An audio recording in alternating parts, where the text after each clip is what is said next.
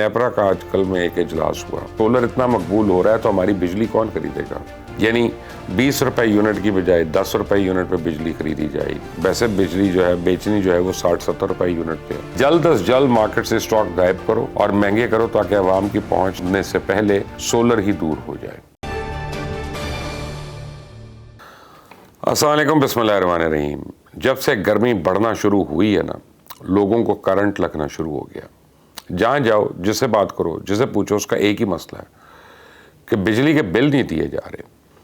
حالیہ آزاد کشمیر میں احتجاج اور اب وزیر اعلیٰ خیبر پختونخوا علی مین گنڈا پور کی تازہ دھمکیاں، یہ اس کا ہی شاخسان ہے۔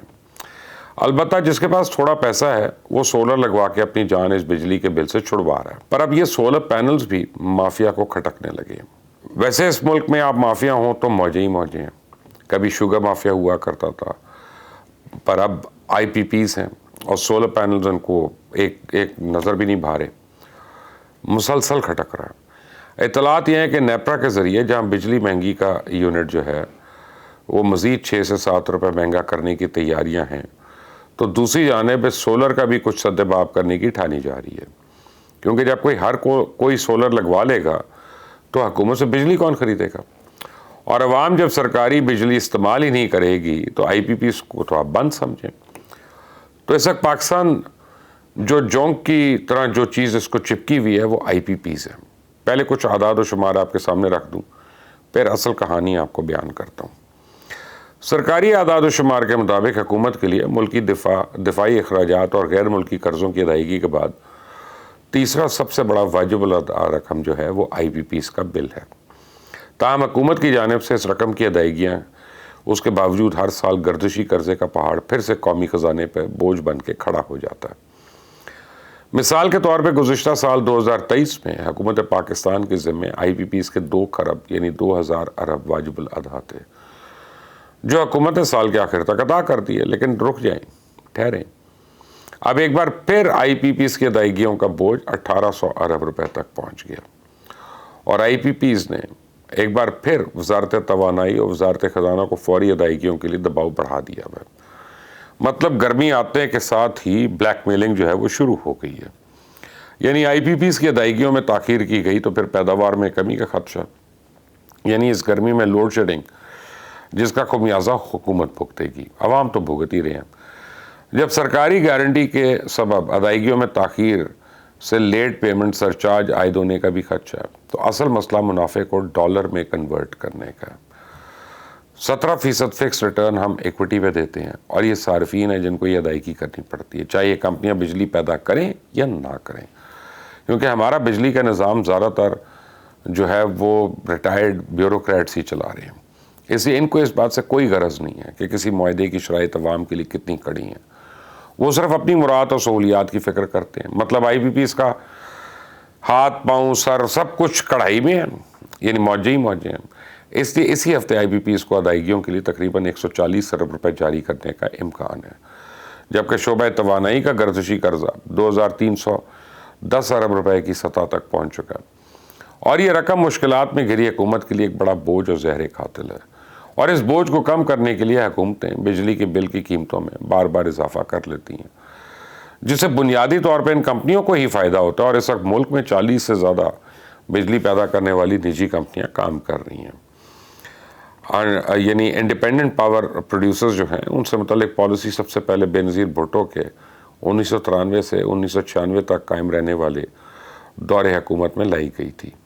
بعد میں آنے والی دوسری حکومتوں میں بھی ملک میں بجلی کی ضروریات کو پورا کرنے کے لیے کچھ تبدیلیوں کے ساتھ اس پالیسی کو جاری رکھا۔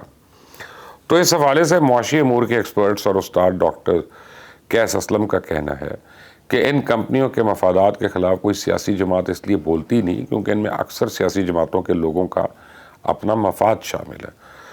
تو اب ہم صحافیوں سے تو کوئی بات ڈھکی چھپی ہے نہیں، لیکن ایک مزے کی بات آپ کو بتاتا ہوں کہ بہت سارے انڈیپینڈنٹ پاور پروڈیوسرز کمپنیوں کے مالکان یہ ظاہر کرنے کی کوشش کرتے ہیں کہ وہ بیرونی سرمایہ کار ہیں، لیکن دراصل وہ پاکستانی ہی ہیں اور انہی کمپنیوں کے مالک بھی ہیں، بالکل ویسے ہی جیسے شوگر مافیا کا ہر دوسرا بندہ سیاستدان ہے، ایسے ہی اکثر آئی پی پیز والے یا تو سیاستدان ہیں یا تعلق ان کا سیاسی جماعتوں سے ہے۔ تو میں نام تو کسی سیاسی جماعت کا اس لیے نہیں لے رہا کیونکہ ساری کی ساری سیاسی جماعتیں اس میں موجود ہیں۔ شاید ہی کوئی سیاسی جماعت ہو جس میں نہ ہو. لیکن اب آپ کے ذہن میں آ رہا ہوگا کہ اگر حکومت نے یہ عوام دشمن غلط معاہدے کیے تھے تو اگلی حکومت نے اس کو منسوخ کیوں نہیں کیا. تو اتنا آسان کام نہیں ہے. یہ معاہدے طویل المدت ہیں, انہیں منسوخ کرنا بھی آسان نہیں ہے. ایسا کرنے کی صورت میں پاکستان کو بڑی مشکل سے قرضہ ملے گا, کیونکہ بین الاقوامی طور پہ پاکستان کی ساکھ پہلے ہی بہتر نہیں ہے اور ملک کو بین الاقوامی قرضوں کی سخت ضرورت ہے. تو ہمارے پاس صرف اور صرف ایک ہی آپشن بچا ہے کہ حکومت کو چاہیے کہ مزید درآمد شدہ کوئلے یا تیل سے بجلی پیدا کرنے کے نئے معاہدے نہ کرے, جس پہ شاید کسی حد تک تو کہہ رہے ہیں کہ عمل شروع ہو چکا ہے. میں ویسے تو سیاستدانوں کو بھی اس کا قصوروار نہیں ٹھہراتا. اصل قصوروار تو اس ملک کی نوکر شاہی ہے. جیسے منصوبے اپنے ذاتی فائدوں کے لیے بنا کر حکومتوں کے پاس لے جاتے ہیں, اور حکومتیں عوامی غیظ و غضب سے بچنے کے لیے فوراً ایسے منصوبے پاس کر دیتی ہیں. تو اس ملک کی نوکر شاہی یقیناً جو ہے ہر دور میں عوام کے خلاف رہی ہے 74 سال میں. جیسا کہ شروع میں بتایا تھا کہ یہ گھروں میں لگنے والے سولر سسٹمز اب مافیا کو کھٹکنے لگے ہیں. تو کہانی کچھ یوں ہے کہ نیپرا کا آج کل میں ایک اجلاس ہوا جہاں یہ مواد اکٹھا کیا گیا کہ سولر اتنا مقبول ہو رہا ہے تو ہماری بجلی کون خریدے گا, کیونکہ اعداد و شمار کے مطابق تقریباً 1.5 لاکھ لوگ پاکستان میں سولر سسٹم پہ کنورٹ کر چکے ہیں, اور حکومتی رپورٹس کے مطابق اس وقت لوگ 2000 میگا واٹ بجلی چھتوں پر سولر لگا کر خود پیدا کر رہے ہیں. اور جب تیزی سے سولر لگوانے کا کام جاری ہے, کب یہ 1.5 سے 10 لاکھ صارفین جو ہے اور 2000 سے 10,000 میگا واٹ بجلی پیدا کرنا شروع کر دیں گے, پتہ بھی نہیں چلنا. تو آئی پی پیز کے لیے اس کو روکنا سب سے ضروری ہو چکا ہے, ورنہ ان کی تو دکانداری آپ سمجھے بند ہے. تو پہلے ہی جس نے نیٹ میٹرنگ لگوائی ہو, وہ جس ریٹ پہ بجلی خرید رہا ہو, اس ریٹ پہ واپس اسے بجلی اب نہیں لی جا رہی. اب ریٹ کو مزید نیچے لایا جائے گا, یعنی 20 روپے یونٹ کی بجائے 10 روپے یونٹ پہ بجلی خریدی جائے گی. یہ اس کی تجویز ہے. جبکہ آپ سمجھیں کہ ویسے بجلی جو ہے بیچنی جو ہے وہ 60-70 روپے یونٹ پہ ہے. تو دوسرا چڑیل یہ کہتی ہے, میری چڑیل کے مطابق, کہ آئی پی پیز نے اب سولر کی مارکیٹ میں ذخیرہ اندوزوں کو متحرک کر دیا کہ جلد از جلد مارکیٹ سے اسٹاک غائب کرو اور مہنگے کرو تاکہ عوام کی پہنچنے سے پہلے سولر ہی دور ہو جائے.